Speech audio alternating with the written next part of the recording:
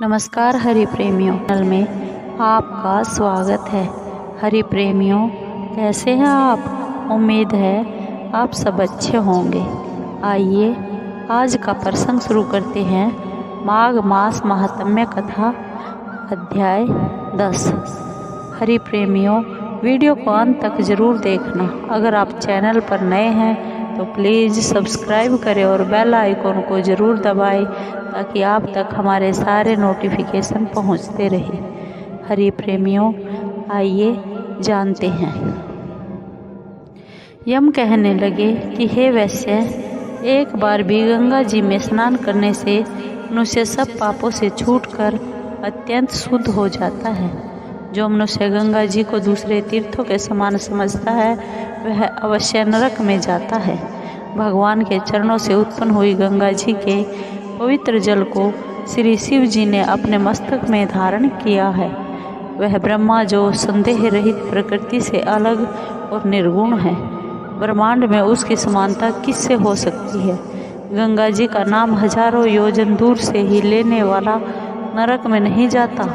इसलिए मनुष्य को अवश्यमेव गंगा जी में स्नान करना चाहिए।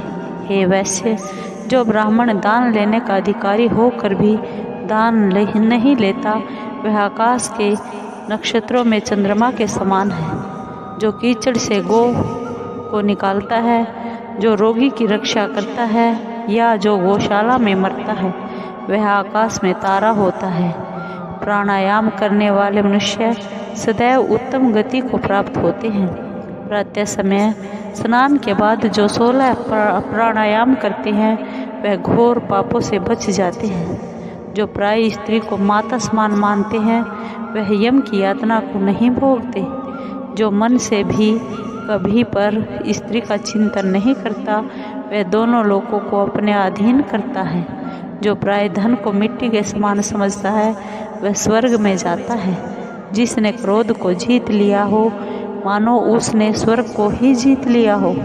जो माता पिता की सेवा देवता तुल्य करता है वह यम द्वार नहीं देखता, और जो गुरु की सेवा करते हैं वह ब्रह्मलोक को प्राप्त होते हैं। शील की रक्षा करने वाली स्त्री धन्य है। शील भंग करने वाली स्त्री यमलोक जाती है।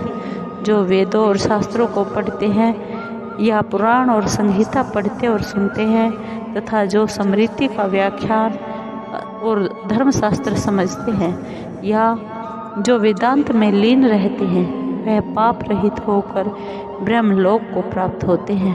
जो अज्ञानियों को वेद शास्त्र का ज्ञान देते हैं वे देवताओं से भी पूजित होते हैं।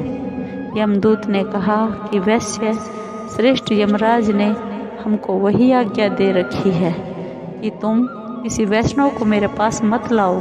हे वैश्य, पापी लोगों को इस संसार रूपी नरक को पार करने के लिए भगवान की भक्ति के सिवाय दूसरा और कोई उपाय नहीं है। भगवान की भक्ति न करने वाले मनुष्य को चांडाल के समान समझना चाहिए। भगवान के भक्त अपने माता पिता दोनों के कुलों को तार देते हैं और उनको नरक में नहीं रहने देते। जो मनुष्य वैष्णव का भोजन करते हैं वे भी भगवान की कृपा से श्रेष्ठ गति को प्राप्त होते हैं। बुद्धिमान को सदैव वैष्णव का अन्न ही खाना चाहिए। इससे बुद्धि पवित्र होकर मनुष्य पाप नहीं करता।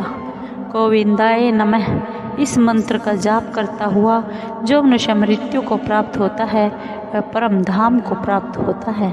इसमें कोई संदेह नहीं है। जो ओम नमः भगवताय नमः इस मंत्र का जाप करता हुआ जो मनुष्य मृत्यु को प्राप्त होता है वह परम गति प्राप्त करता है। इसमें कोई संदेह नहीं है। ओम नमः भगवते वासुदेवाय इस 12 अक्षर मंत्र या ओम अष्टाक्षर मंत्र का जाप करता है उसके ब्रह्म इत्यादि बड़े पाप नष्ट हो जाते हैं। हरि प्रेमियों, 9वें अध्याय से आगे की कथा 10वें अध्याय में आपने सुनी। अब 10वें अध्याय से आगे की कथा आप 11वें अध्याय में सुनेंगे। हरि प्रेमियों, आपको ये वीडियो कैसी लगी? अगर आपको वीडियो अच्छी लगी हो तो प्लीज़ लाइक कीजिए, शेयर कीजिए, सब्सक्राइब कीजिए और कमेंट ज़रूर कीजिए। धन्यवाद।